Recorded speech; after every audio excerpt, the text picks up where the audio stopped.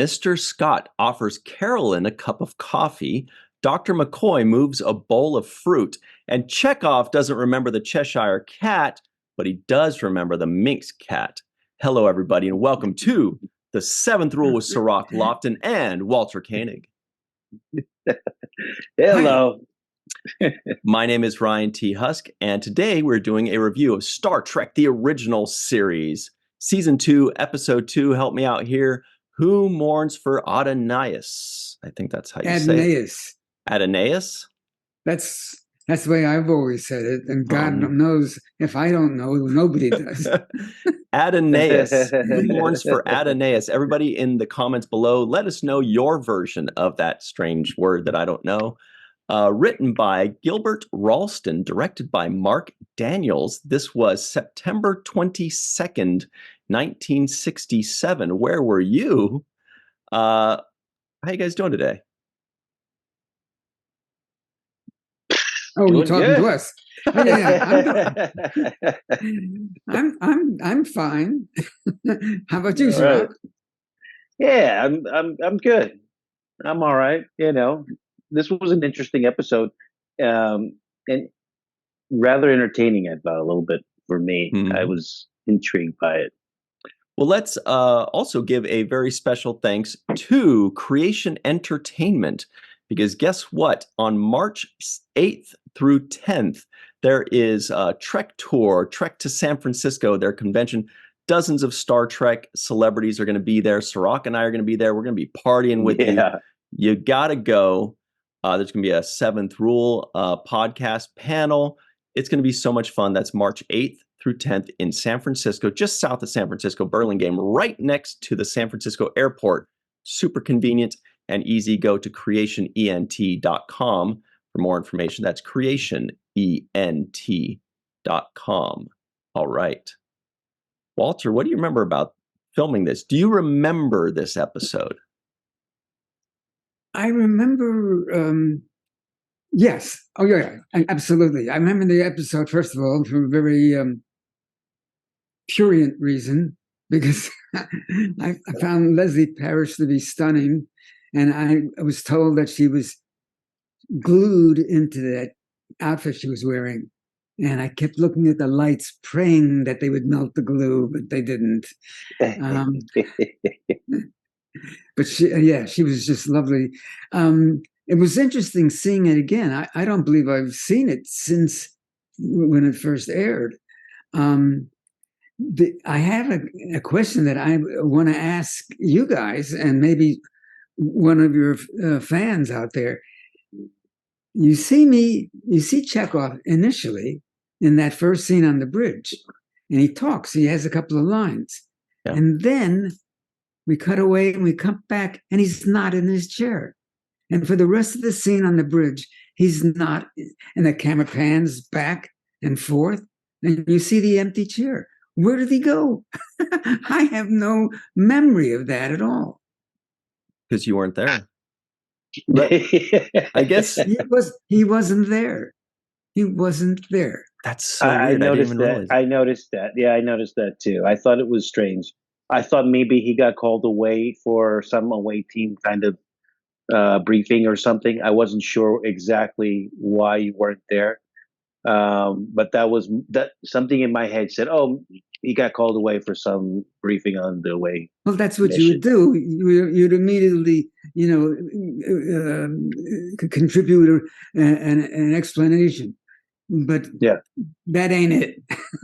I mean, no, it doesn't make sense. I mean, it's not a big deal. God knows the episode isn't about Chekov, although he had a couple of nice lines in it. Do you feel like the rest of that scene was just shot on a different day or something? Or a different, maybe they just shot that one part of the scene on one day and they shot the rest of it on a different day? That's the only explanation that makes sense. That possibly is it. Because, at that point, I was a day player. I was not under contract. So if they wanted me for one day, they paid me for one day. If you're under contract, they pay you for the week. So that may have been it. They were saving money, maybe. by not having me there.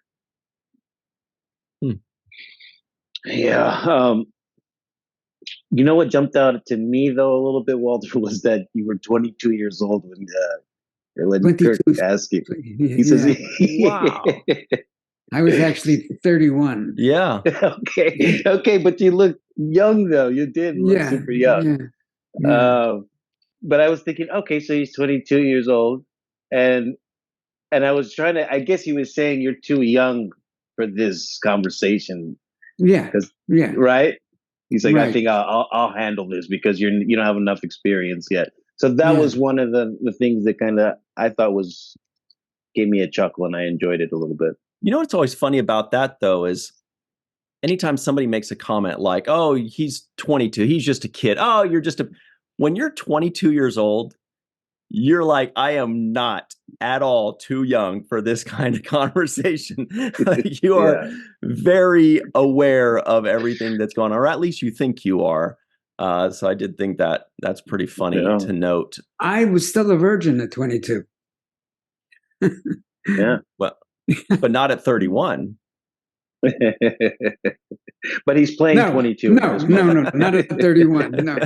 No. Thank God he says. Yeah. But no, I think you think you're ready for everything, but there's also people that fought in the military in at that age, and they gave their life for the service for that. So there's different levels of maturation. I think it depends on your life experience, where you're at, how fast you're asked to grow up, maybe having to be the man or woman of the house at a young age, and things of that nature. Those things change you. Also having siblings and all of those things. So how you grow up it determines how fast you grow up. I think. Walter, just to set the table a bit more for us on this episode, I know these episodes were kind of shot out of order. This may have been like the 4th or 6th episode you actually shot, something like that. But do you remember going on that set and thinking, wow, this is a pretty elaborate set on the planet? Because I did notice that when it first showed it, I keep getting surprised.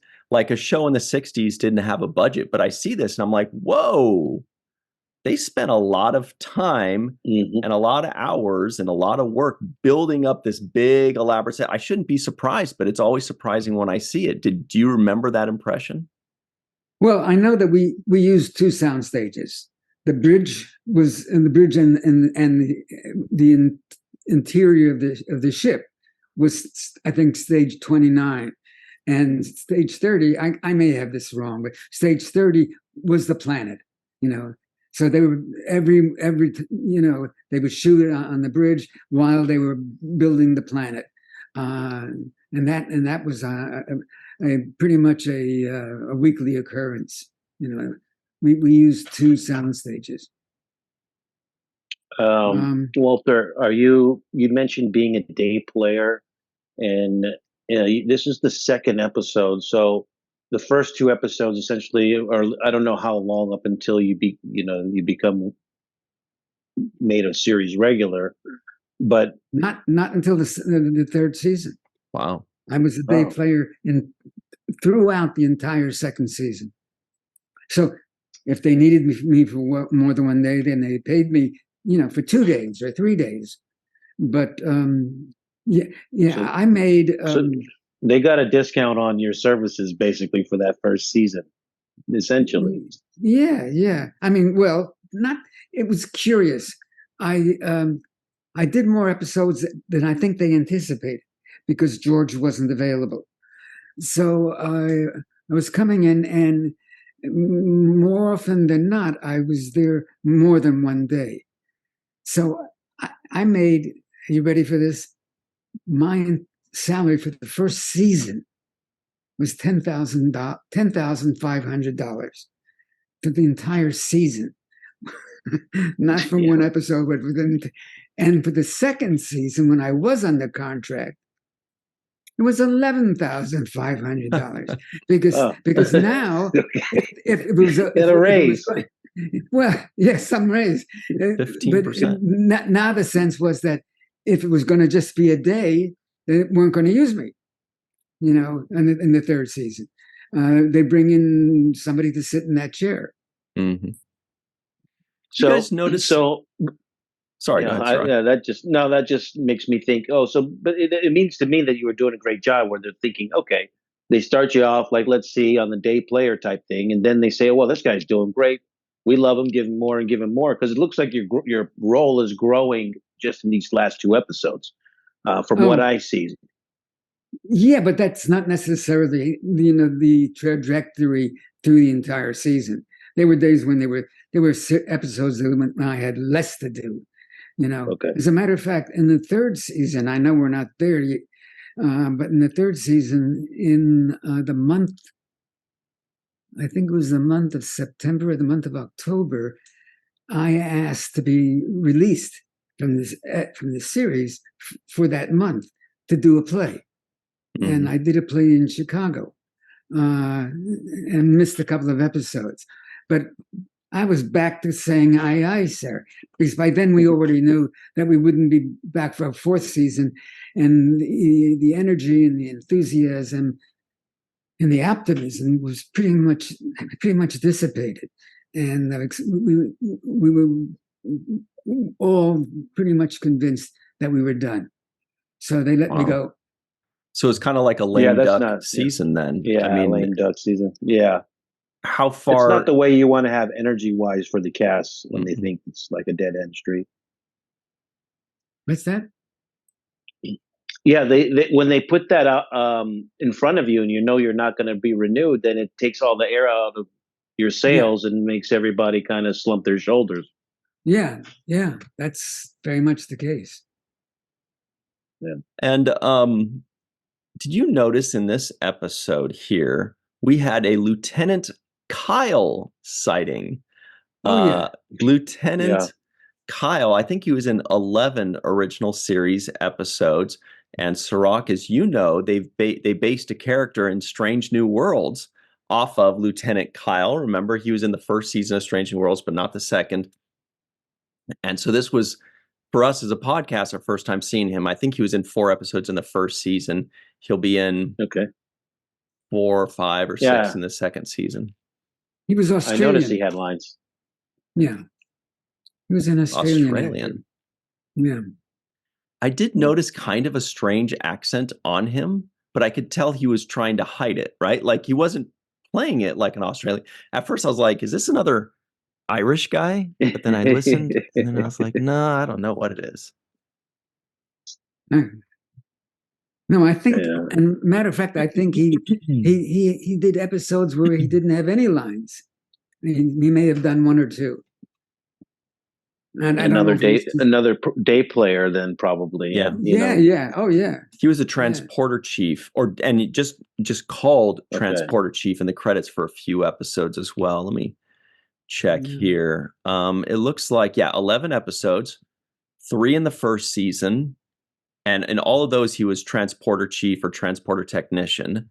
Then he was given a name in the 2nd season, Lieutenant Kyle. But then he was also called transporter chief in a couple of those. So he was in 7 episodes in this current 2nd season. And then 1 episode in the 3rd season. And that was it, as Lieutenant Kyle. So it seemed like he was like a backup engineer and transporter chief kind of guy, right? It seemed like he filled it in for Scotty when Scotty was on the planet. At least that's what it seemed like in this episode. Maybe. You mentioned earlier, Walter, Leslie Parrish. And, aside from the fact that she's incredibly beautiful and such a pleasure to look at, but she also gave a great acting performance, in my opinion, in this episode. Particularly the moment toward the end where the climax happened and she had to break Apollo's heart.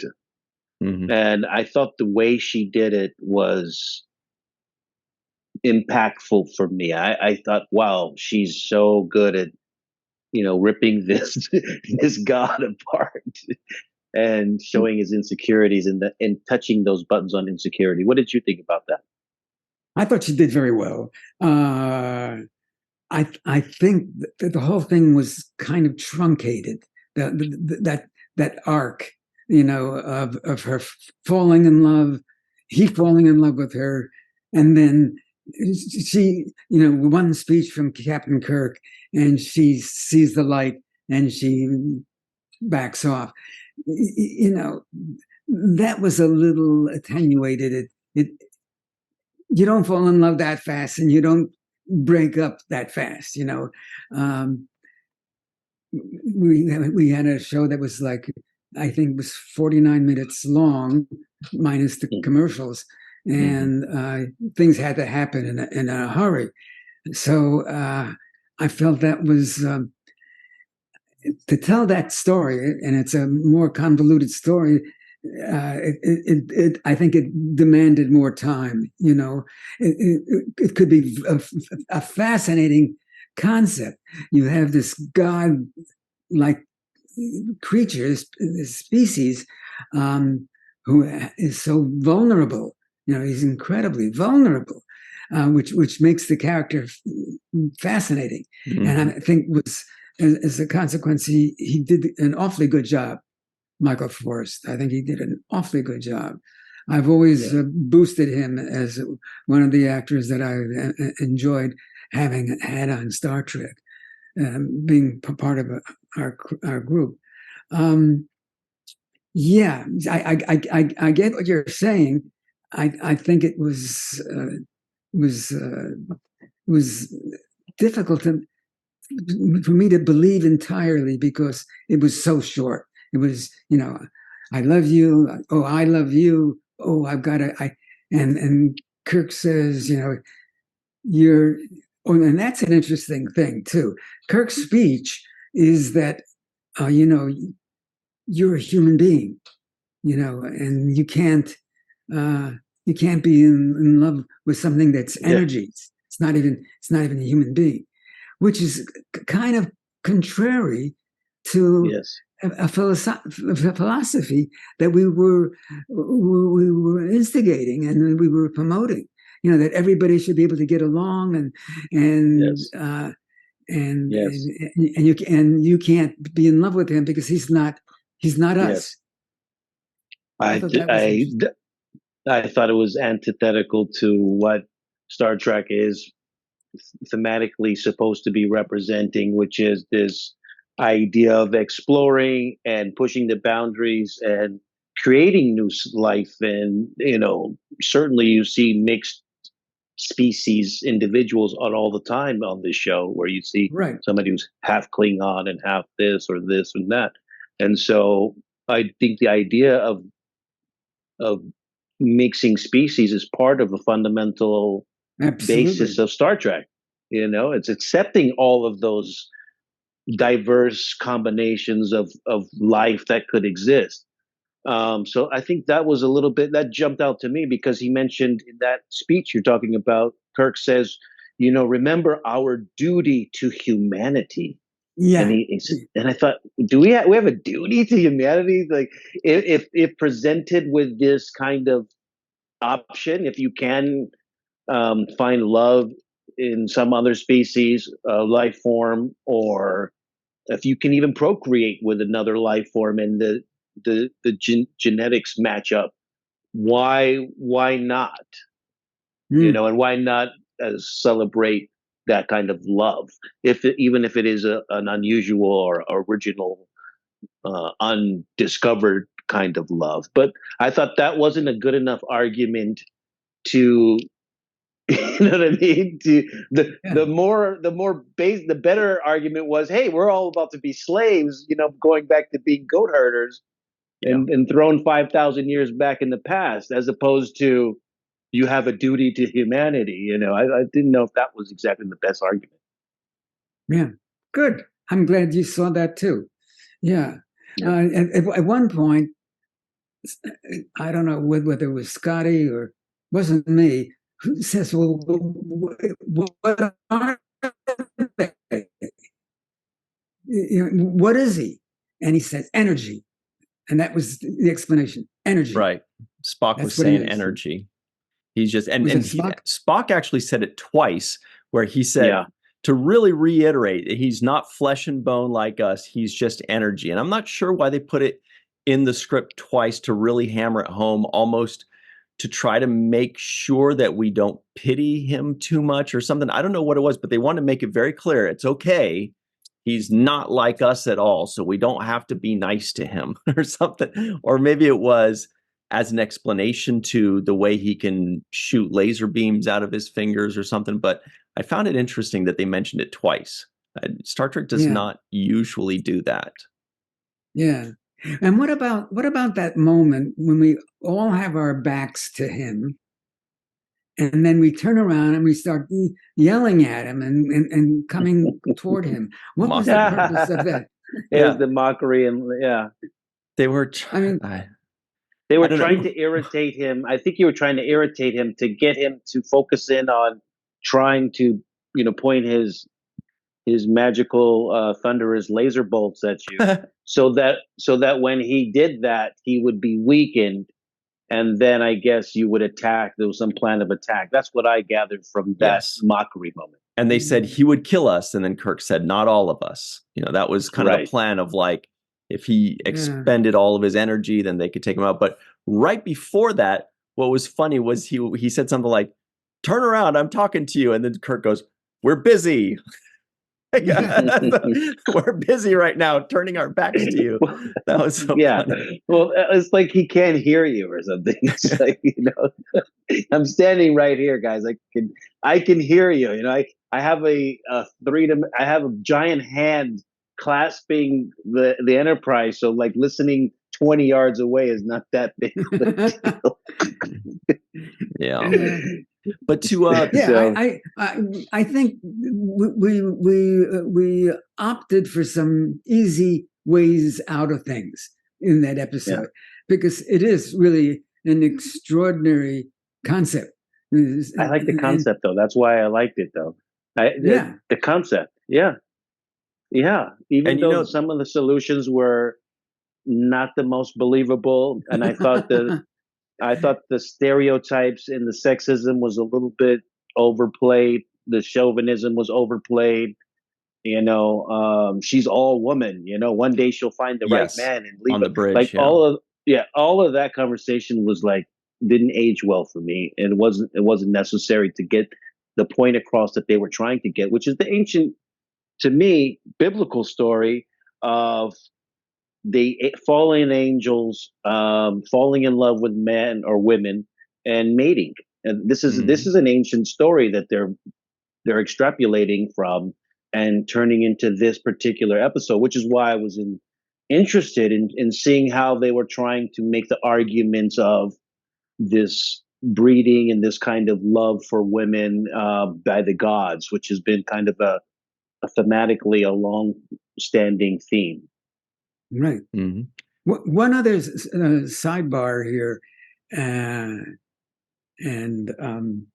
I'm reluctant to say this, but it's what I feel. As a rule, and you know this, Cirroc, guest directors don't bother giving directions to the regulars. They just, maybe when you were a little kid,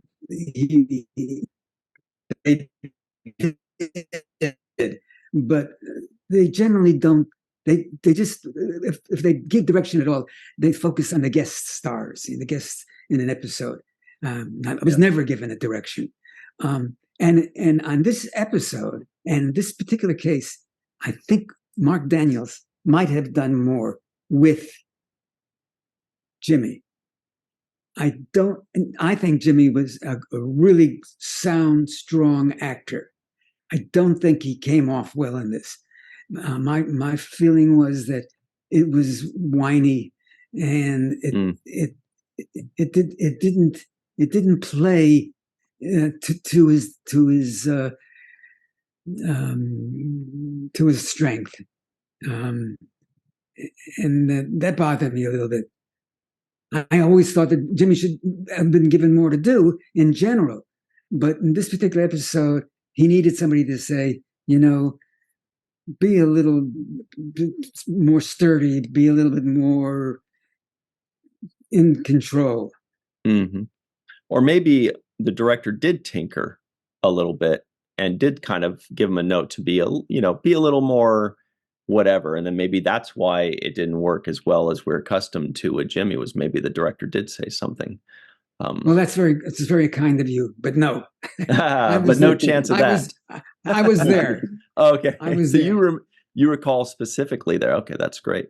Well, we got to jump to our break very quickly. There's so much more to discuss on the original Ancient Aliens story and theory here. Also, I'd love to talk more about Michael Forrest, great guy, still around, still with us.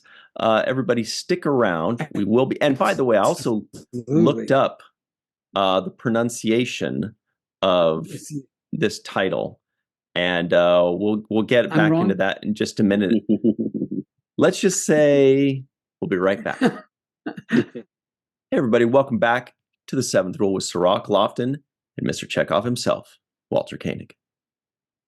So here are the trivioids of the week. Mr. Scott offers Carolyn a cup of coffee. Mr. Spock thinks Pollux 4 is quite ordinary.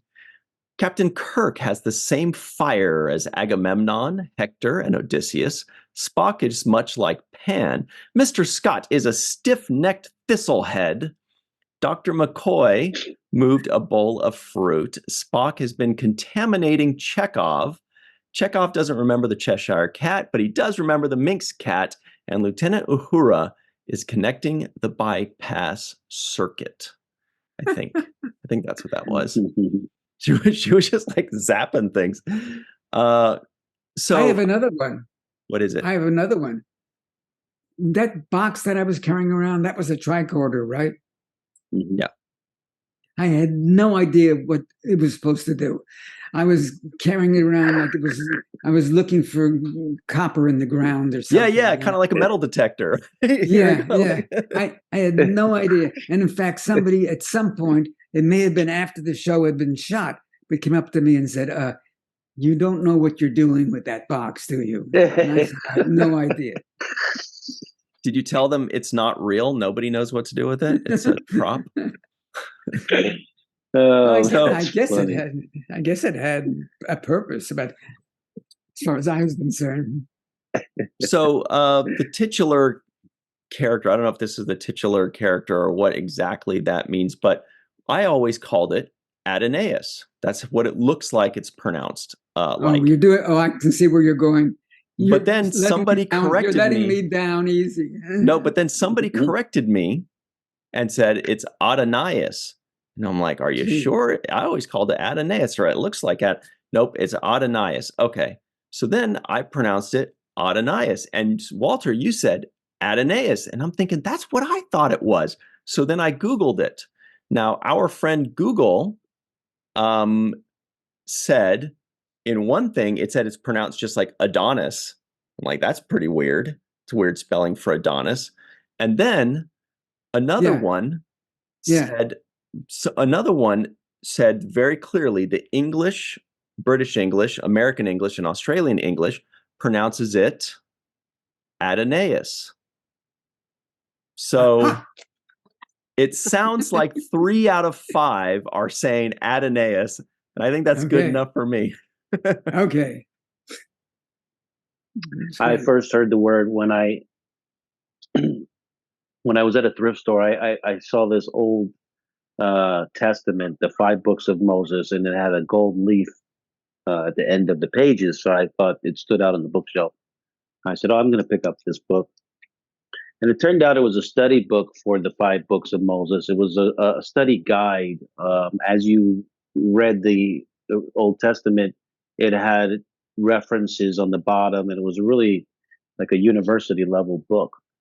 And as I read it, it had the first mention of Adonai. In that book, it also had the name Elohim or Elohim. And these are Hebrew names for God, or in this place, plurality of gods. And so that's where the origin, it's a Hebrew origin. That's where the name comes from. That was my first time running into that word. By the way, I added, Why were you looking? You're not Jewish.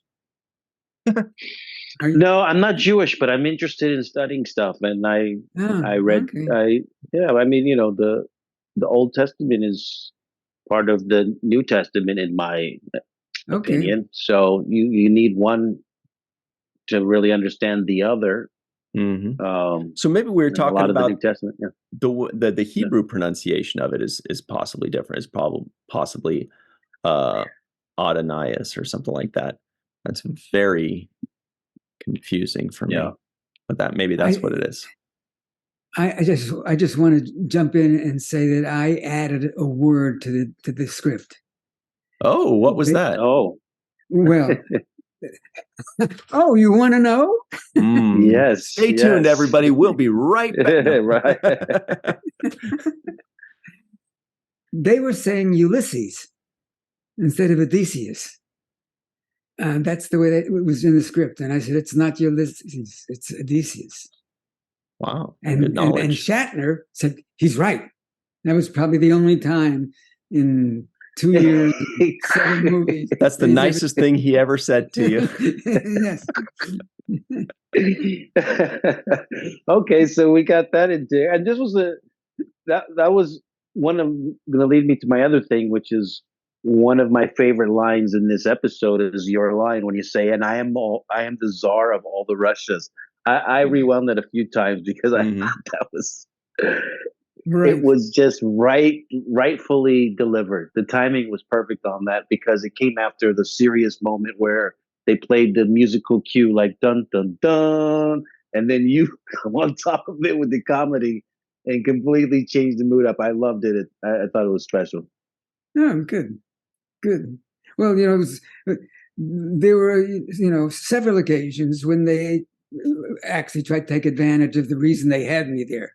And that was, so we went to buy a little old lady in Leningrad and things like that. Gene Roddenberry, I had a meeting with him between the second and third season.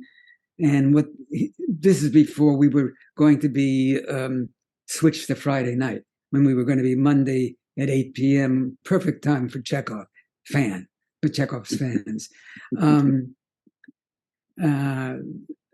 So in that second season, there was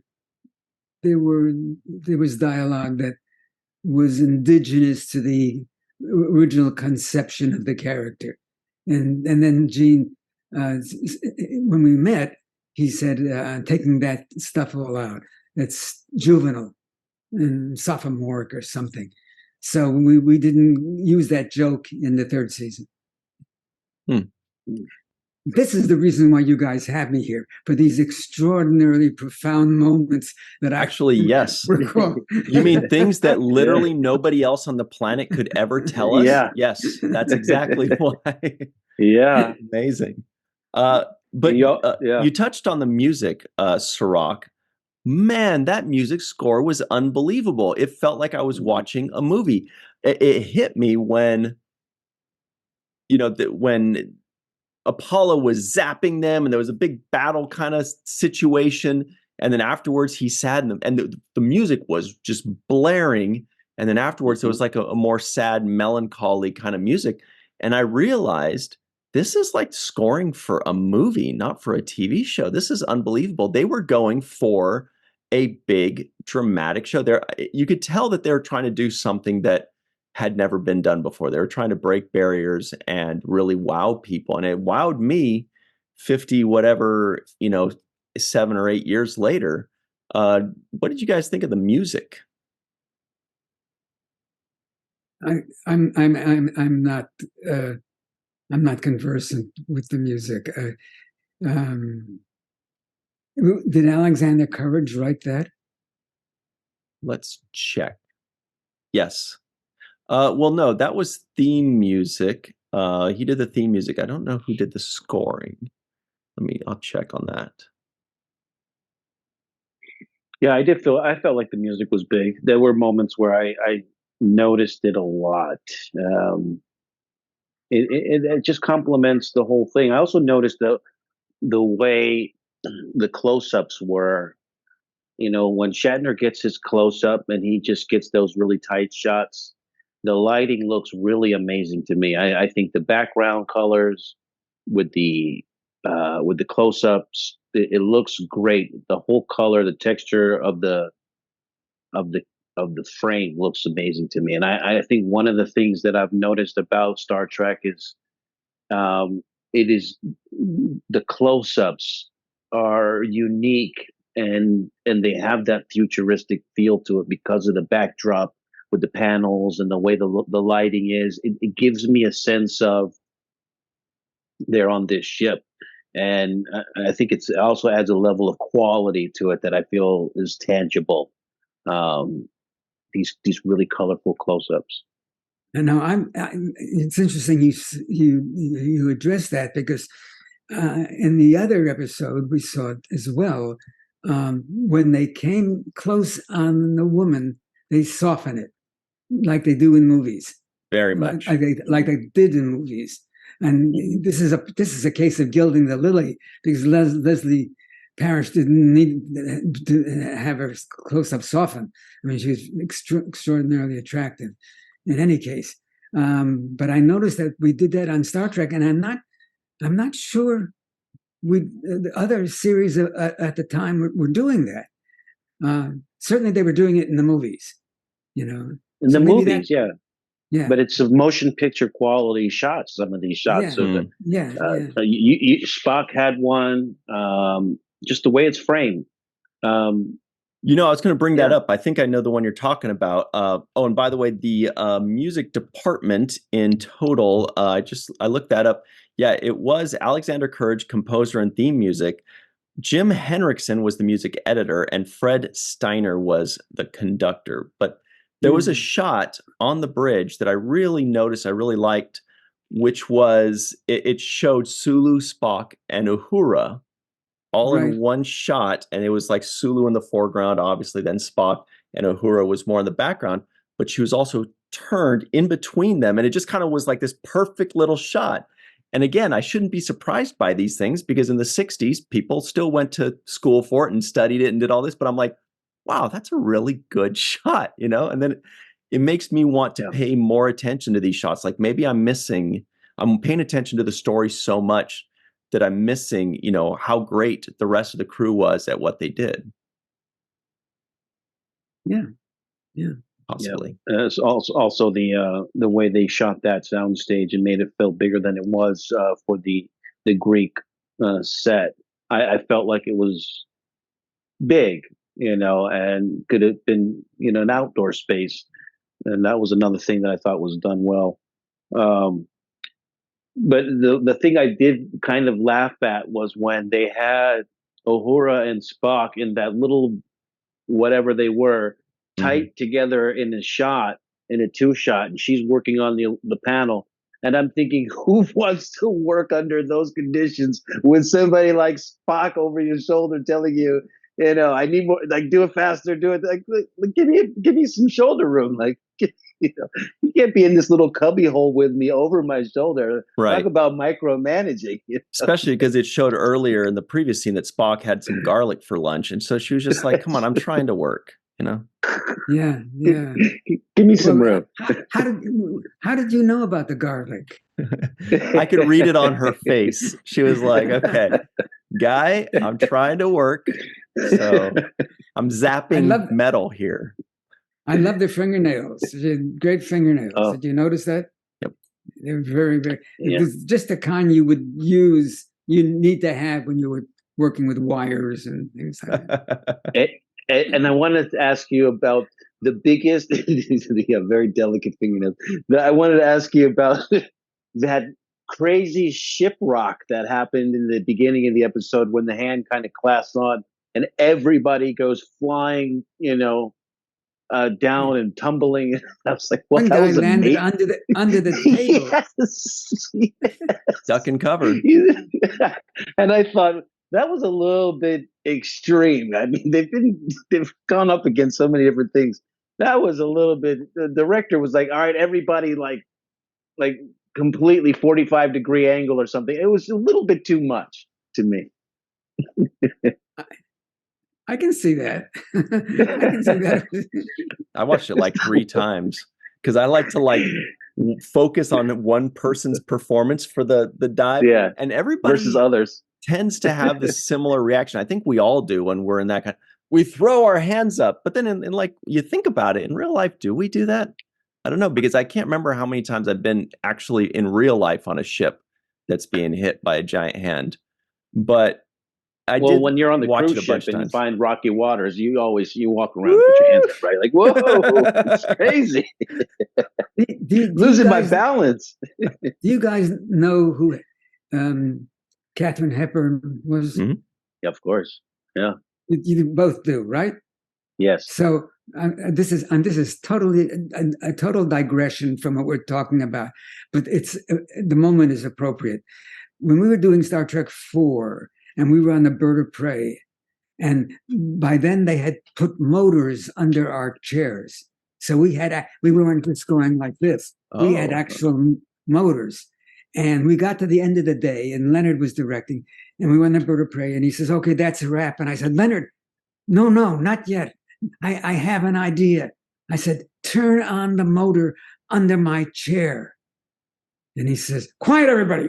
And he really got very serious because I took charge. And so they put the motor under my chair and everybody stopped. And they turned and looked at me and I said, "I've always loved Spencer Tracy." Now, you don't know what that refers to. You had to been there, Cirroc. Yeah. Katharine Hepburn, later in life, had that vibrato thing going on. Okay. How did the crew react to that? They didn't like it. I bet they loved it. Shatner laughed. Leonard was incredibly pissed. That's what I'm saying. He was very upset because he shushed everybody, and he's like, "That's 11 seconds I'll never get back. How dare you?" Yeah. Oh, Walter, you set him up. That was a good one. That was a good setup. Yeah. I thought the guy who was in this also did a great job, though. There was like when he played that angry, when he got the angry face when he realized he was rejected at the end. Mm-hmm. There was a lot of his face as well. Yeah. Well, let's talk about Michael Forrest. Yeah, Michael Forrest. Yeah. I was surprised at how many lines he had in this episode. He had the most lines, and he had big chunks of lines, and so I didn't realize he was used so much and really drove the story so much. And Michael Forrest is still with us. He's still towering. I don't know, he's like 6'3" or something, 6'2". He's a very big man, very friendly, nice guy. But I was very pleased with his performance. I was very impressed with his stature. He seemed very big and tall. What do you remember about him, Walter? Well, I know for one thing that he was Shakespeare trained. That was his background, and it showed. I mean, I thought he did. It didn't show in terms of posturing or anything that was negative. It just showed in terms of command, and it's a really interesting role because on the one hand he's omniscient and omnipotent. On the other hand, he's extremely vulnerable, and when she rejects him, it's very painful, and I buy it. I totally bought his feelings that he loved her and she was not available. So yeah, every time I see Michael, and I've seen him over the course of all these years,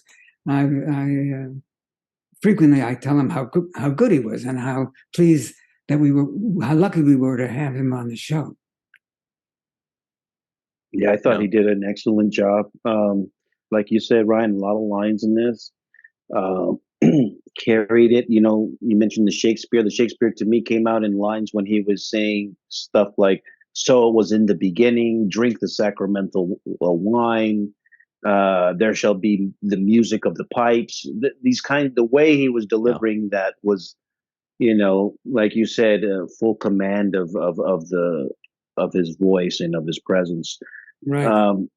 But to me, one of the greatest moments in this episode that I just had, sorry, that I was finding myself laughing at over and over again, was when Kirk finally gave the message to her that you need to do this for humanity and you got to reject him for the benefit of us. And she goes back to him and she says, that scene opens up with the two of them. And she says, yeah, so tell me about your evolutionary patterns and social development. And he's like, my what? And it just reminded me of just moments that as a guy, when you find yourself, you feel like things are going good for you. And then all of a sudden it's like, can you tell me about your evolutionary path? Like what are we talking? We're not, I thought we were good. I thought we were going to go back to the house and watch a movie or something. Now we're talking about social development. And I don't know. So No, I you're thought right. that was so funny when the way he said, my what? Like, what? I thought I had this in the bag, and you're asking me like a complex question about some stuff. I don't know what you're even talking about. So that was my moment that I really enjoyed it. You know what I love? I didn't. Sorry, Yeah. go ahead, Walter. No, I was just going to say, I wrote down a moment that he had too, because I thought it epitomized the character and the history when he says, "You shall complete me, and I you." We don't talk that way, but that would seem very appropriate to me for him to say that. Very lyric. Yeah, I love Greek mythology. I've always been fascinated with it. I think it's really, an important study for kids and adults to have, because it's kind of like one of the birthplaces of storytelling, of civilization, of, obviously mythology. It comes from all around the world, but that's certainly one of the big ones. And there are a lot of lessons to be learned and a lot of silly stories to scoff at. But one thing that made me laugh, though, totally unrelated, was when Kirk and Scotty and Bones are cooking up this scheme of how to defeat him, and they're like, Scotty's like, well, I don't want her to die, and they're like all serious, and we'll figure out a way to do it. And then cut to immediately just showing the two of them making out. Like, there's like that dichotomy of like, we got to kill him, well, we don't want to kill her too, how do we do it? Cut to they're just sucking face so hard. That was a good moment. Yeah. The real quick, though, one trope that is used in Star Trek a lot, and Cirroc and I've seen this very often now in different series, is the ancient aliens kind of thing of treating superior aliens, superior technologically, as gods, viewing them as gods. You must be a god, whether it's, the crew of the Star Trek show visiting a Bronze Age planet, and they think that they're gods, like they thought Picard was a god in The Next Generation, or whether it's in our own human history, we view these other aliens as gods. But this is something that's been used at least once in every Star Trek series, and now we're seeing that this is probably the first one. This was the original of those, and now it's a trope. It's a very interesting storyline. Yeah, it's a very ambitious idea. This episode, I think, was a very ambitious idea because it involves myth, and it involves history, and it involves the sense of a god creature. It's my complaint is we needed another 10 minutes to tell this story. That's the way I feel. To get into the intensity of that relationship between Adonais, between Apollo and Leslie Parrish's, and multiple days. Like, it would have been nice if we saw 2 or 3 days, because it is, as we've mentioned before, it's really hard to believe people falling in love that quickly and falling out of love. Yeah. But if you give it 2 or 3 more days, It's still far-fetched, but at least there's a passing of time. There's sleeping on it and having a change of mind. There's all these kind of things. And I did find myself thinking, is this all in one day? It seems like it's all done in one afternoon, right? Yeah, it was. It was. Yeah, and I wanted to circle back to what you were saying, Ryan, about this trope or this idea that Star Trek recycles in different ways in different characters, but it's something that we see frequently. To me, this actually is similar in some ways to the Q character, because in that same banter between Q and Picard, you end up finding out about humanity and what we think. It reveals more about us than it does about the character itself. And I think even with Q, it was putting Picard on trial, and Picard's, defending humanity, and the decisions we've made throughout time, and also talking about the evolution we've made. And in this episode, again, we had this defense of humanity that Kirk was doing, and talking about the evolution that we've made in the 5,000 years since Apollo was, first made his presence on Earth. So that to me was a theme that was good, and well delivered. There was also moments that I liked. Kirk Shatner, I thought, did a great job in certain moments. When he got upset and he says she's doing her job and you should be doing yours, and kind of put his foot down in that moment. I liked that emotion. I liked the way he delivered that. Um, and the other moment that I liked was when Sulu has a scene with Spock, and he says, "The whole planet, sir." And Spock gives him this look like, Yeah. "What the hell do you think?" And he says, "Okay, yes, yeah, the whole planet." I just loved that little moment. I thought it was, good for both actors. Just Spock being Spock and saying, "I'm not playing any games. Don't make me repeat myself." And Sulu like having that, that moment where he's like, "Okay, let me just get this over with." Well, on that note, everybody, let's get to the home run of the episode. This is a toughie today. What do you think, Cirroc? Who gets the home run of today's episode? Well, I just want to give a shout out. I don't know if you mentioned Gilbert Ralston, who wrote the episode. I wanted to just give Gilbert a shout out because, very good episode. It inspires a lot of thought, and it's thought provoking. So that's one. But I'm going to give the home run to Apollo, Michael Forrest. Carried the episode. It's not easy as a guest star to come in and do such a great job and carry an episode with as many or more lines than your lead on the show. So in that case, I would say I give him the A+ home run. What about you, Walter? I agree. There was, in fact, I could even get more focused. There were moments that I thought were exceptional.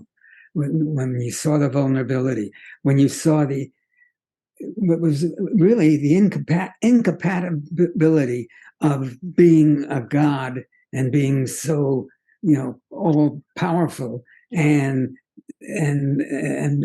being so sensitive, really seeing this whole construction that he had about having these people be to worship him and returning to a time when he was top dog, and that now it's all collapsing. Those were very dimensional moments, and as I say, I totally agree with Cirroc. I think he was extraordinary. Mm-hmm. Well, I went into this episode expecting it would be Michael Forrest because he's so great. And it is for sure for me a home run. But I'm going to cheat and give 3 home runs because I also think that this lady, Leslie Parrish, did a phenomenal job. I didn't really expect that because I remember he was kind of the main character of this episode, but she was fantastic. Kind of almost playing two roles, the role on the bridge and then the role as almost, a goddess at some point. But also, Walter, to Chekov, because Chekov is going to have a lot of episodes where he's going to say, aye, aye, sir. There are going to be some episodes where he's not there. But this was the one where we're really seeing a lot from him. He's carrying a lot of the story. He's cracking jokes. He's saying all these things. I was like, this is great. We're getting actually a lot of Chekov. And that's kind of the nature of Star Trek. Sometimes people get like a lot in an episode. Sometimes they get a little or not at all. But this was a really good one. 3 home runs. Let me add to that really quickly to compliment Walter as well. Another Chekov moment that it was subtle, but I had to rewind it, is when you pulled out your phaser to use it and you realized it wasn't working and you gave a look at it. It was a really small thing, but it sold me. It was like, what the hell is going on here? And I love that look that you gave. So I had to rewind it. And I put down when you try to fire your phaser, it made me laugh. So I have to second Ryan's home run on that as well. Great. Yeah, if it made you laugh, mission accomplished. Thank you.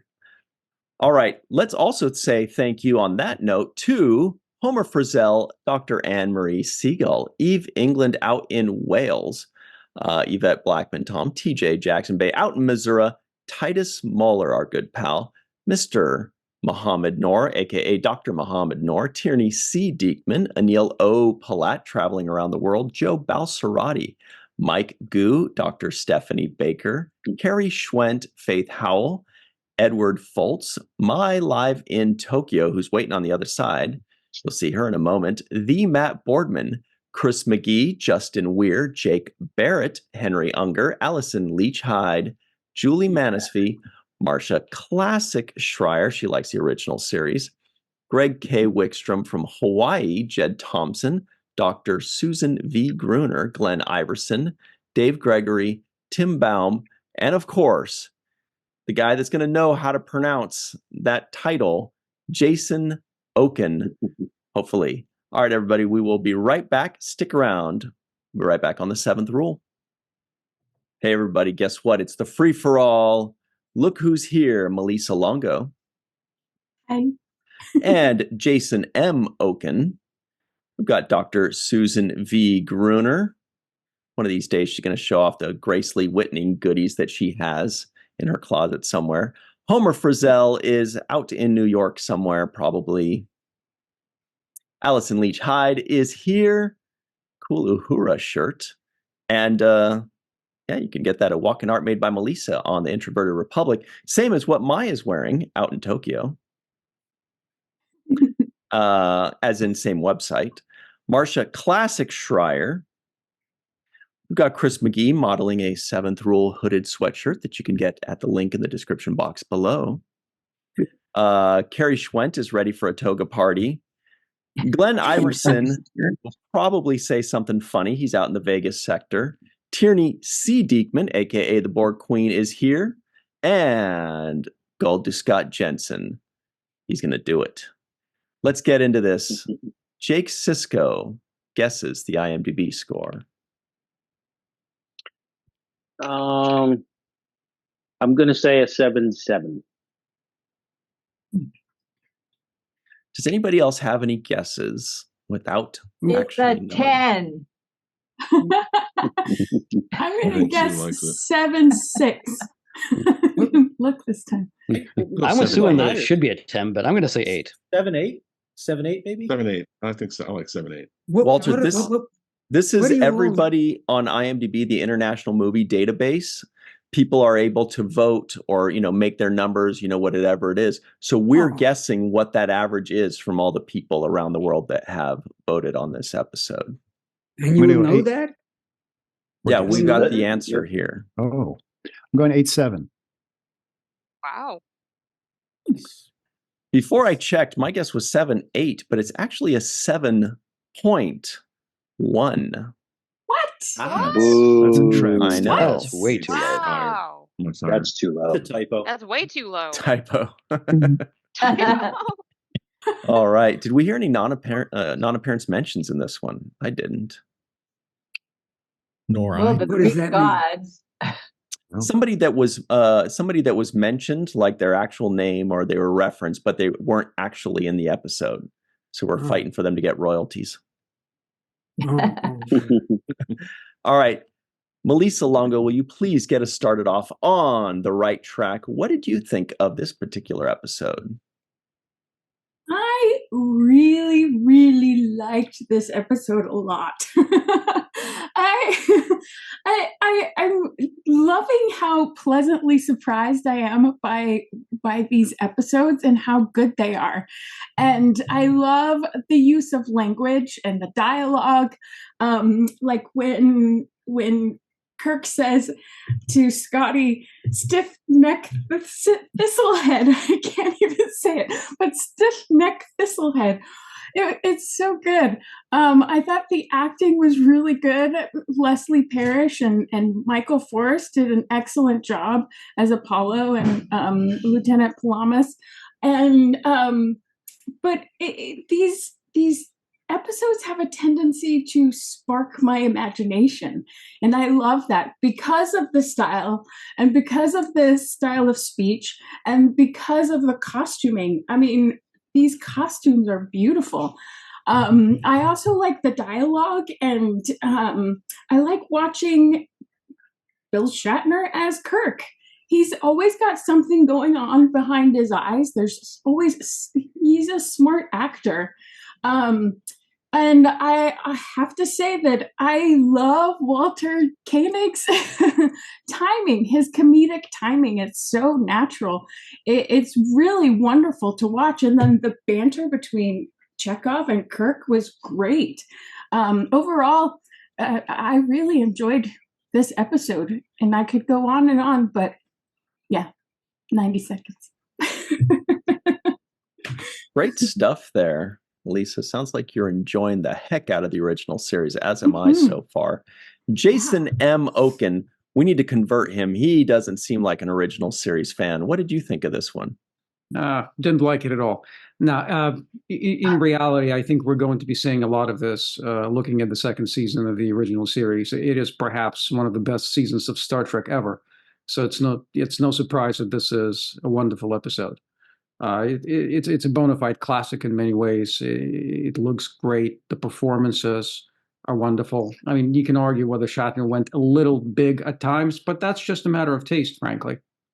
Again, yeah, I think Mark Daniels' direction is great. I mean, obviously, Jerry Finnerman was absent a little bit there at the beginning when they were doing some bridge scenes, it looks like. But I think, again, everything looks terrific and everything is spot on. There's a lot to say about, at least from what I've read, about the putting it together and how the story developed, the script developed from Gene Roddenberry's original idea to how everything was, again, put together. But it was absolutely wonderful. And again, it's just a pleasure to sit back and watch. And it stands up.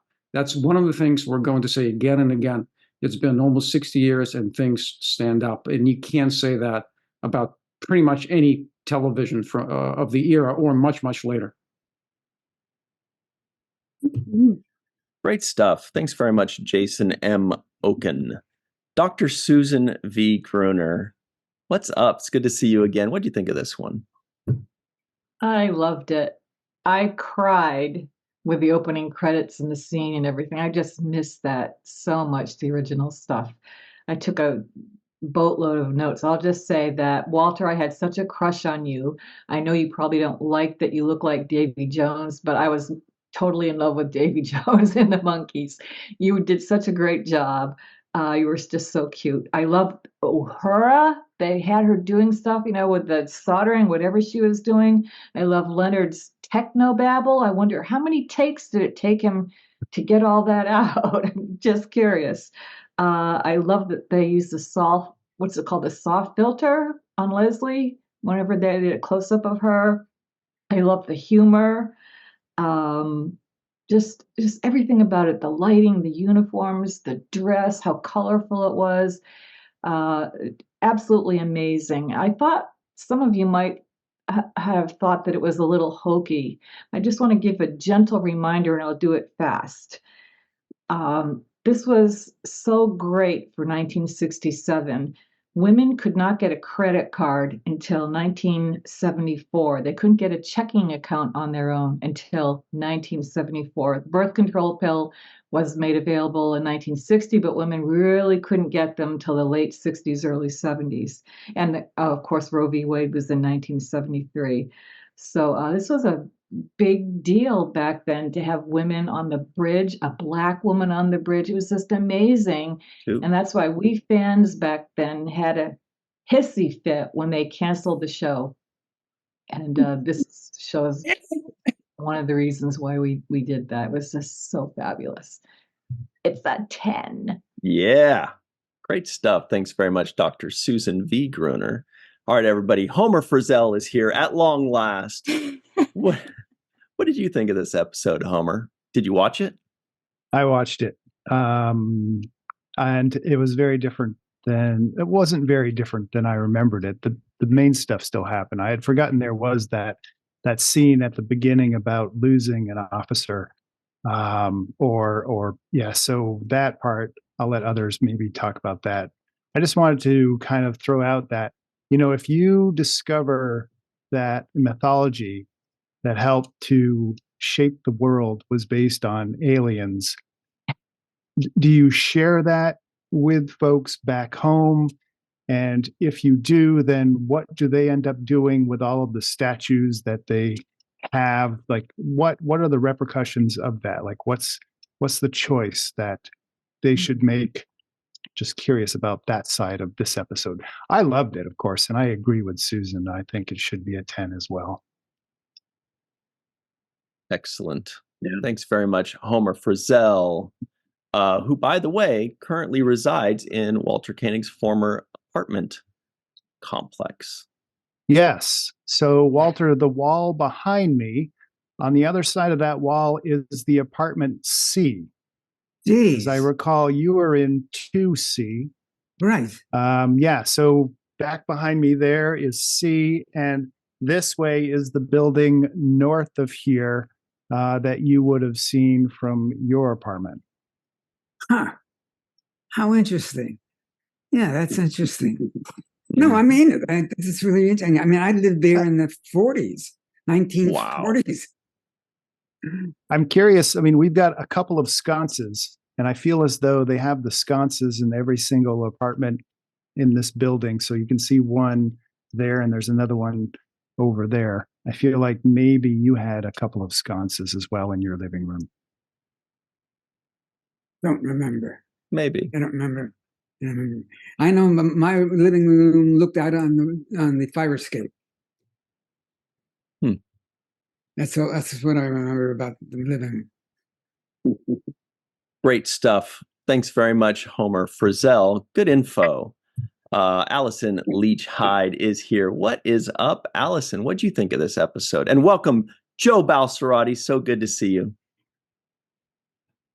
I really like this episode. It's not surprising. It's a ton of fun, great humor. It's fast paced. It's easy to watch.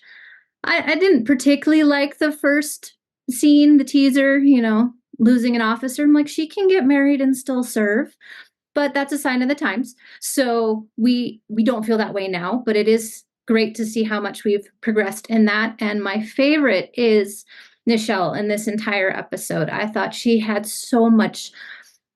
She was calm, she was controlled, and I could listen to her voice for the rest of my life and be very, very happy. So she's my high point of this episode. And personally, if I suddenly went from being in my uniform to a very, very elegantly draped pink dress, I'd probably be a little upset. Even if I was highly attracted to the being who just did it, I'd still be upset about that. And that's more than a bare bow arm that he gave her too. So, but again, it's great. All the colors are so much fun. I know they did all that popping to make it stand out in black and white, and it makes it super visually interesting to watch now, keeping that in mind. So I really like this one. Very good point. He might have given her an option of a few outfits and her say, I really don't feel comfortable with that one. I just met you, bro. But good stuff. Thanks very much, Allison. Mai is live in Tokyo. What's up, Mai? What'd you think of this one? Hey, I think it's a great title. It's the poem about John Keats who recently died. It's acted out. The poem is actually acted out throughout the script in this episode, so that all we're thinking about are the gods. I think. I mean, specifically Apollo, who plays the role of Adonis in the poem.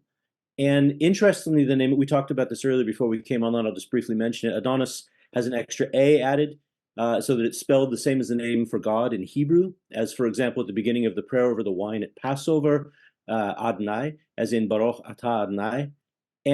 But that's cool. What I went and looked at the poem itself. In the 39th stanza, it says, "Peace, peace, he is not dead, he doth not sleep. He hath awakened from the dream of life. 'Tis we, who lost in stormy visions keep with phantoms an unprofitable strife."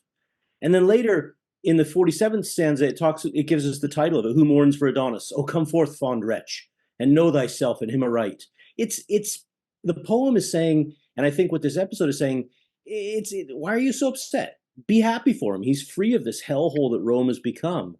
And again, the image of life on earth being the really sucky thing is being stated.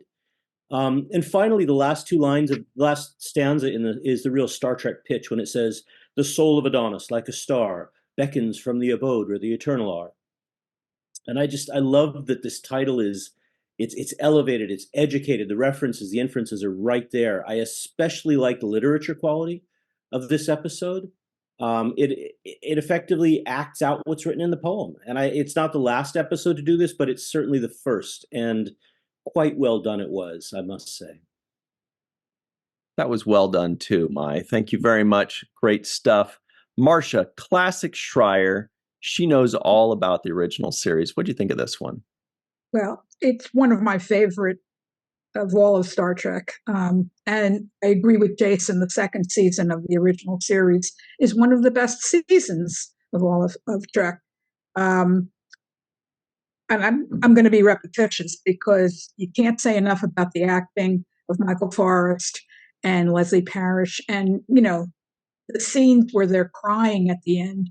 I mean, you can't help but cry along with them. But the acting of the entire cast, and everybody had something to do other than hailing frequencies open, which that was great. And this episode sparked my interest in Greek mythology, which I find so fascinating. So, and the dress. Can't say enough about that dress. Good stuff. Everybody got to love some Greek mythology. Thanks very much, Marcia Classic Schreier. The Dark Lord, Chris McGee. What's up? What do you think of this one? Well, I thought it was a great episode, just like everyone else. Although the first lines in the episode spoken by Lieutenant Palarmis when she says, "A strange lack of intelligent life on the planets in this system," I immediately assumed they were just in our solar system. Yeah.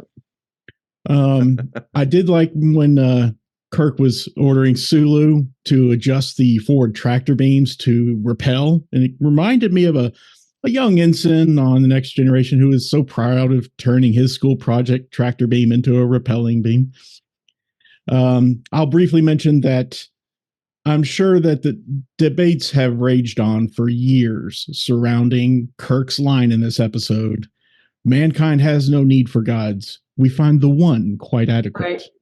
Especially after our recent reviews of Who Watches the Watchers on Next Gen. But I won't go into that right now. I'm sure we'll have plenty more to say in things left unsaid. So I'll just mention the two some kind ofs in this episode. Nice. Kirk, in the very opening captain's log, says the Enterprise has been stopped in space by an unknown force of some kind. And then later, towards the end, Spock says, "Is there a structure of some sort near you?" And my favorite memorable quote of this episode is McCoy quoting someone else, actually saying, "To coin a phrase, fascinating."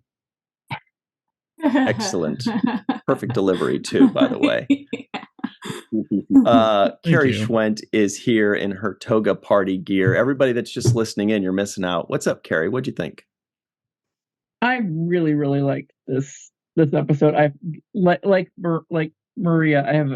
I love ancient Greek, ancient Egypt, all the pantheons of the various gods, and a couple of them are included behind me. I decided to look up all the different people and drawings, whatever, of Apollo. So you've got the two Apollos for Battlestar Galactica. You got the theater. You got the space probe. Couple of NASA things. Hercules, and this one here is the Apollo from Hercules: The Legendary Journeys, which I love that series so much, and its sister series Xena. I have rewatched that many times. It is campy as hell, but I love it. And some interesting, she had Palamas had a very some fantastic facts about Apollo, though she was slightly wrong in one of them. Apollo's mother, Leto, was not human. She was a Titaness. And yeah, I confirmed that from a couple of sources. A fantastic YouTube channel that has some great info on it. And there's a whole story about the laurel origin of why he loves laurel leaves. I'll say that for things left unsaid. Chekov was so adorable in this episode. The Tsar of all the Russias. That line just makes me crack up every time. I would love to know what the Russian version of Alice in Wonderland might actually be like. And my headcanon says that the fluffy creature that he was referring to are tribbles. Unless somebody tells me otherwise, that's what my headcanon will say forever.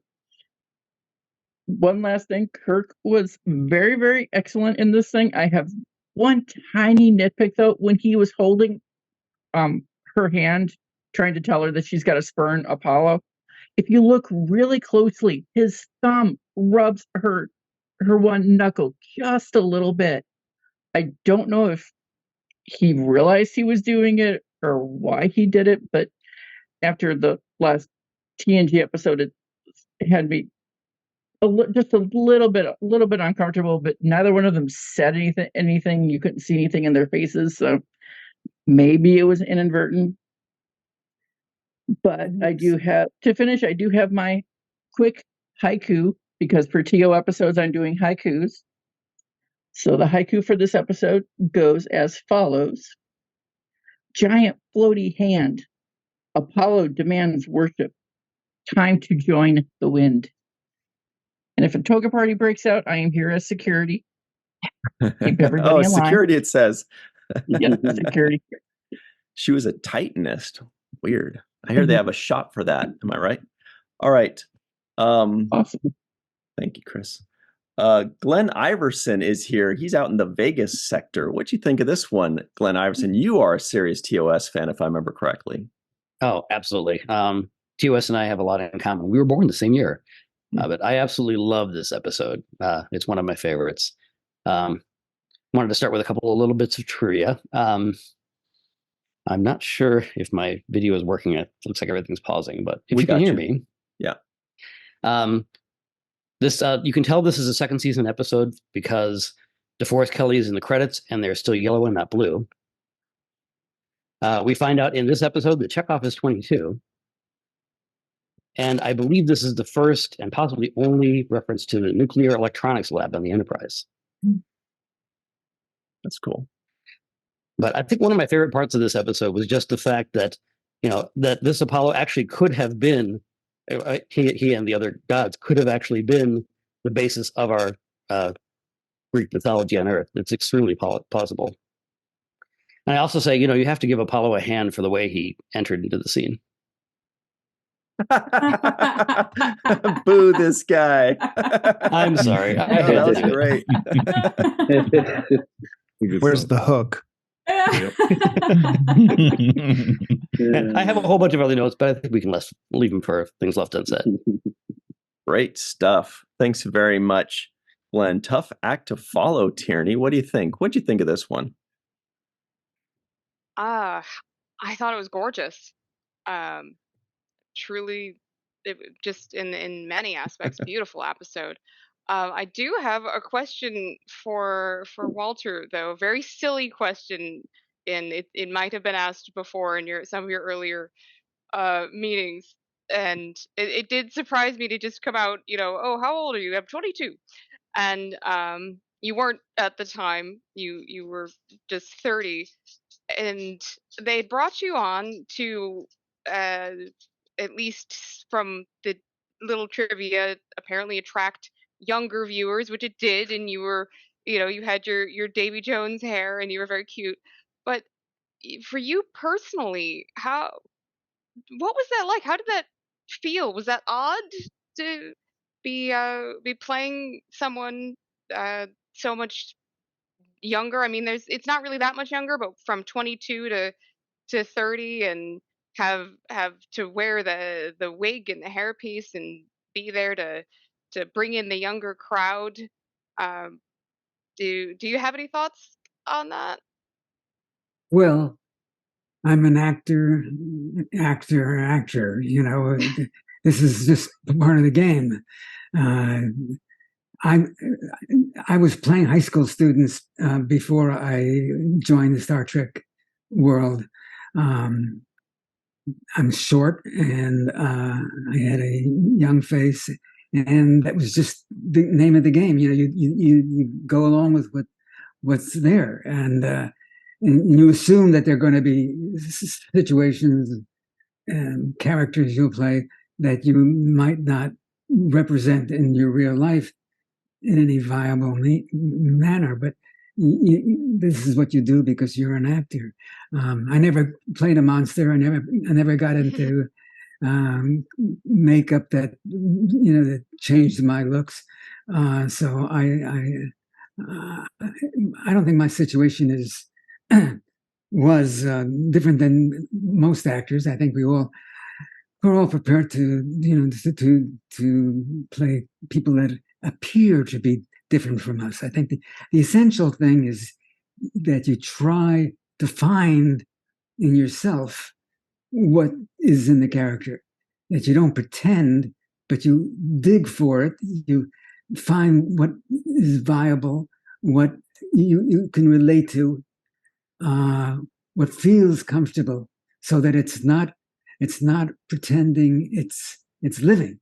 I mean, it sounds pretentious, but that's truly the way I approach an acting role. So playing a character that I'm 10 years older than doesn't give me pause. It doesn't bring up any hurdles or feelings or anything that would be difficult for me to deal with. No. Thank you. I appreciate that. Excellent. Great Very stuff. nice. Thanks very much for that. All right, everybody, the moment you've been waiting for, Joe Balsarati. It's so good to see you again. One of our favorite humans ever has graced us with his presence because he loves this episode, right? What'd you think of this one? I like all the original. That's my thing. And don't say that too loud when Lolita Fangio's around. But but I think this is one of the classic episodes. For a variety of reasons, and it's showing how far humanity came, but it's showing the ways we haven't come forward, and it's also the power of the alien versus the power of ingenuity.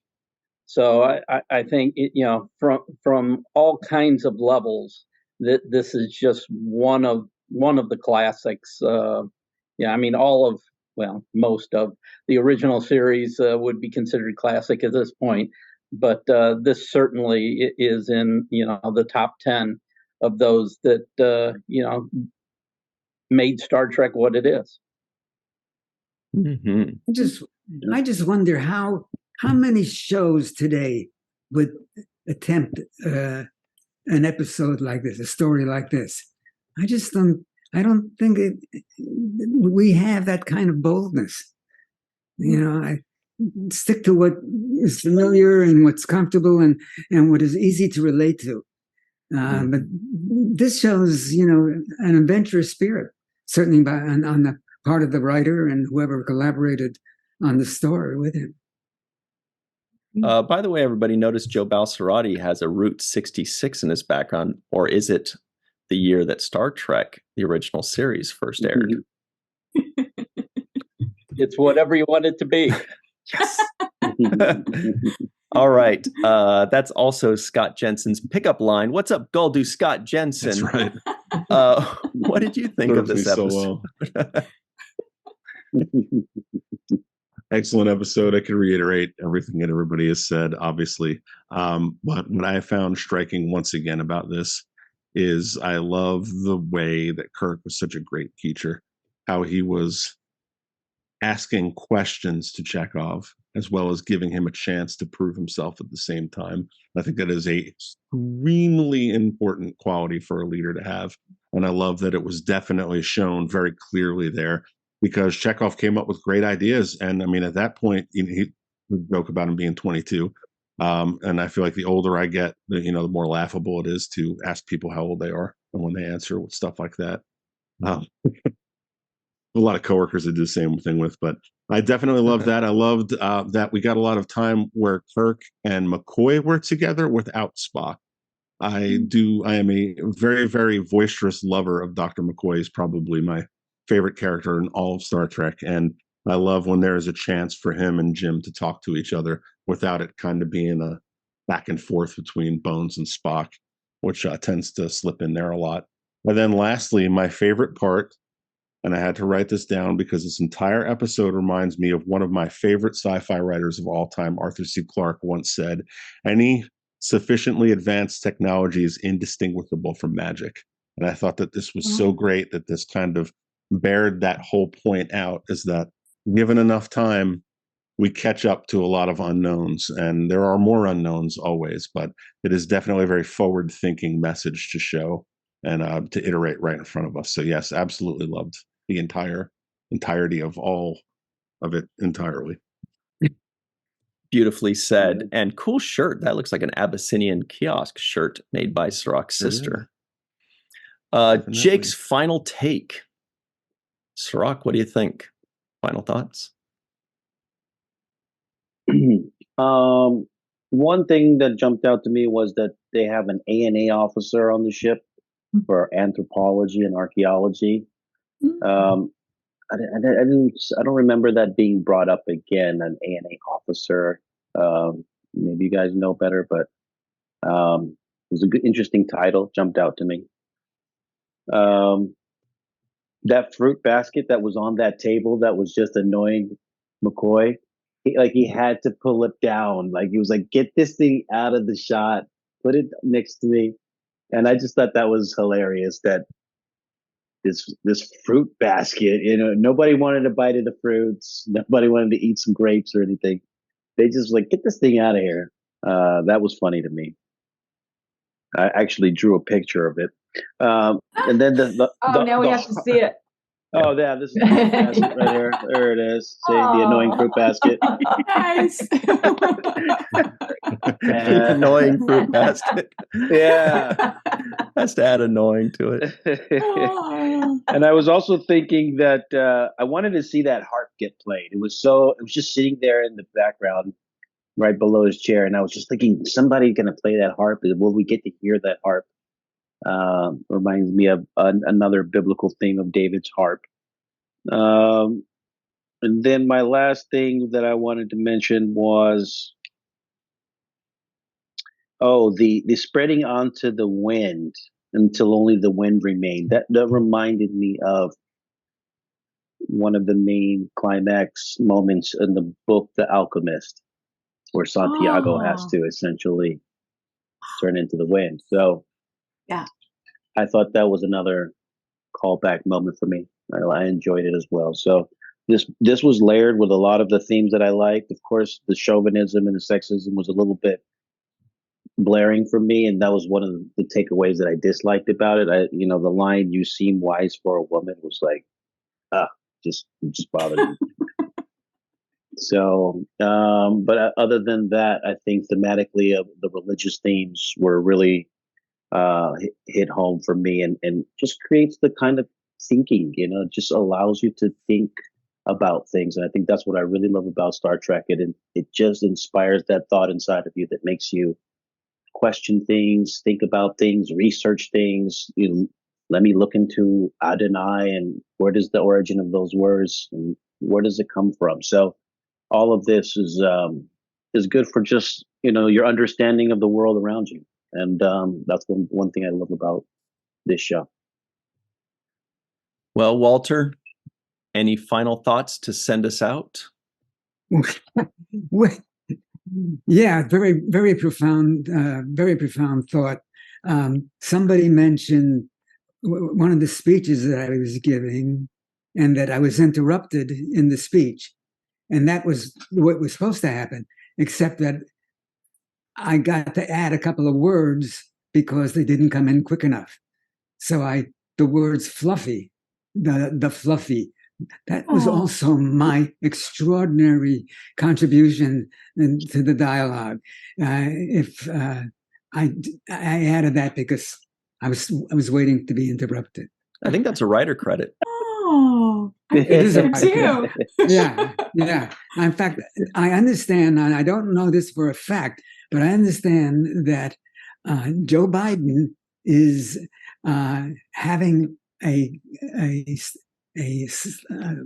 marble statue cut that will have the words "the fluffy" on it, and it's going to be outside the what?